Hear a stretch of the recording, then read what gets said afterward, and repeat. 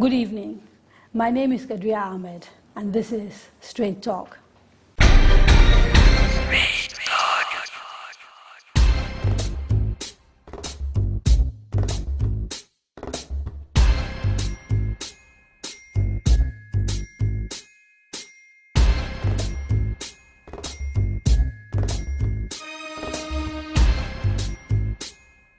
My guest today is a politician and lawyer who graduated from the University of Benin in 1987.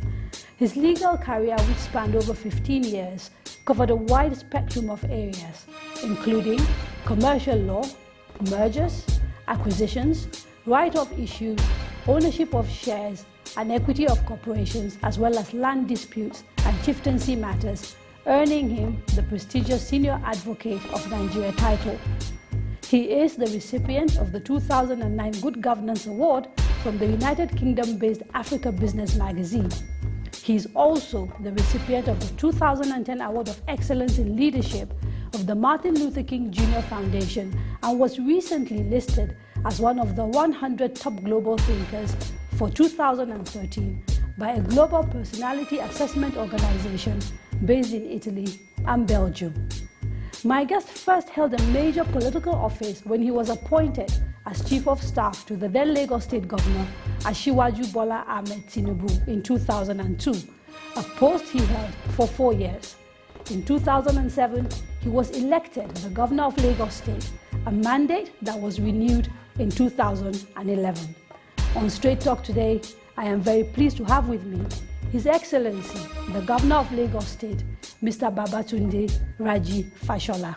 Sir, welcome to Straight Talk. It's a pleasure to be here. Now, I want to start this conversation by talking about your presidential candidate, a former dictator and someone who you cannot really consider a young man. And yet your party, which says it wants change, is putting him up as the perfect person to run Nigeria, starting from May 2015. Why retired General Muhammadu Buhari? At difficult times in the lives of people and in the lives of nations, they have necessarily had to find the leader for the moment. And what makes you think that retired General Muhammadu Buhari is the leader for this moment? If you look at Nigeria's problems today, and if you look at the political field, what is on offer, I have no doubt in my mind that General Muhammadu Buhari is the leader for the moment. And I will go to them.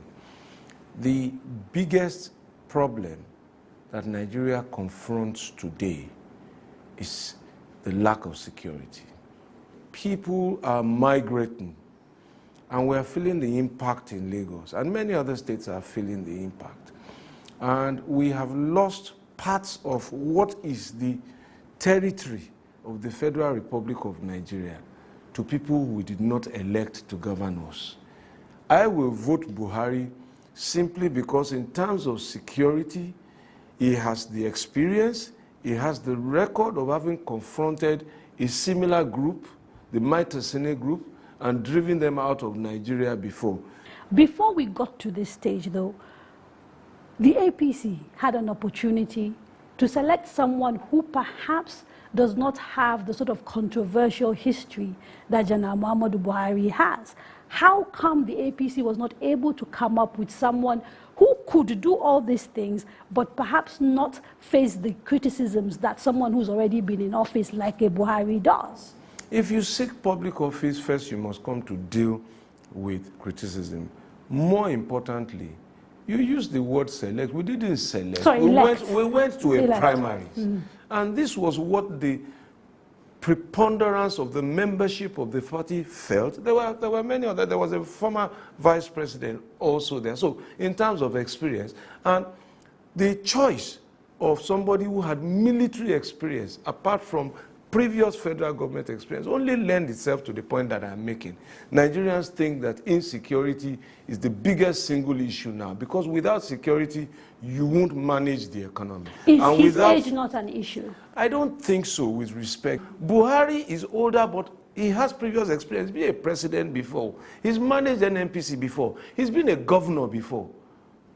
He's managed public funds.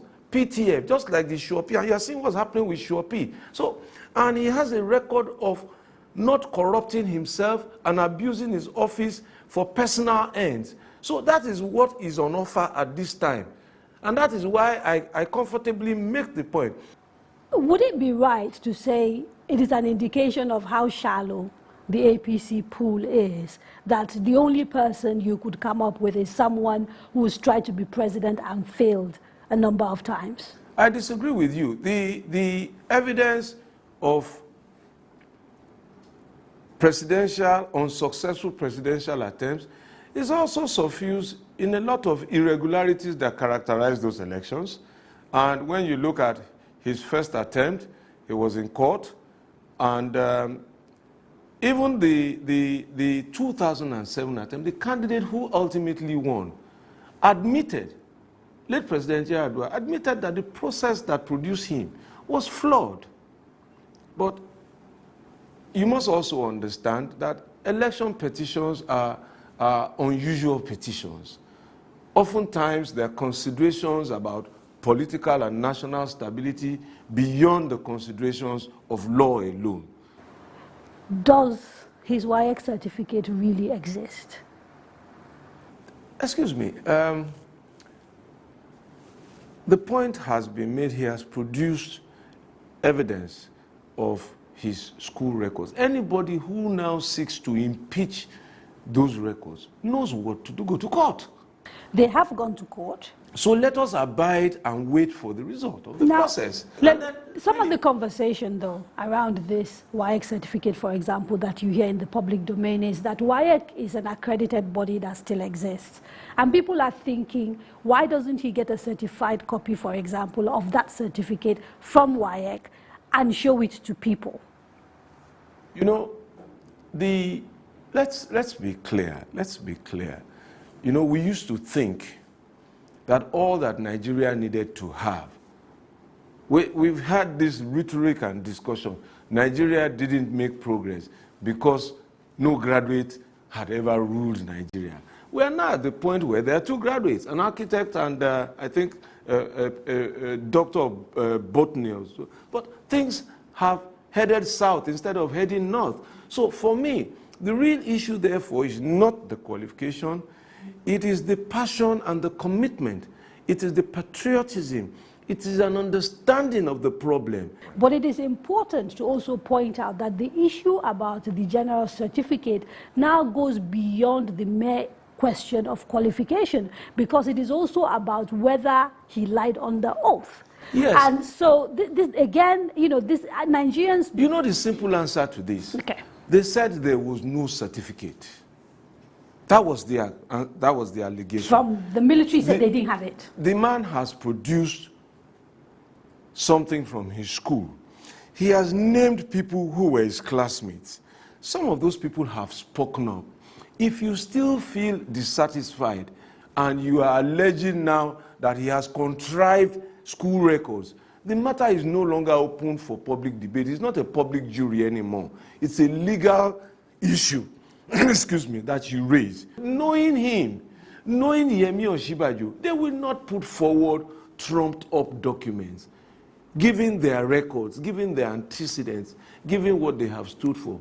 That be told. You know, I saw a tweet. Somebody said, even if he produces a NEPA bill, I will vote for him. I saw that is the issue today.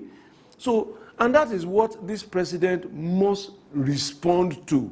The emotional wind, the emotional support that he got has turned against him because he let down the people who voted him into office. This is what democracy is about. What was your record of service?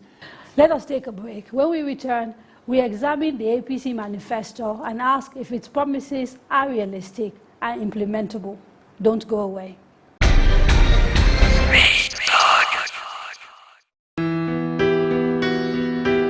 Wow, you play so well now. I want to be just like Don Jazzy. Oh, really?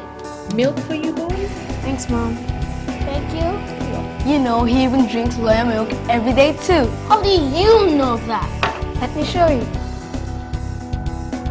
He's out there. Let's go play. Hi. Want to play?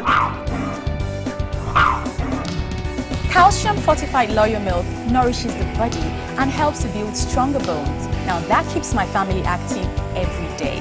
That's why I made the switch to Loyal milk. You too can make that switch. Loyal milk, it's what's inside.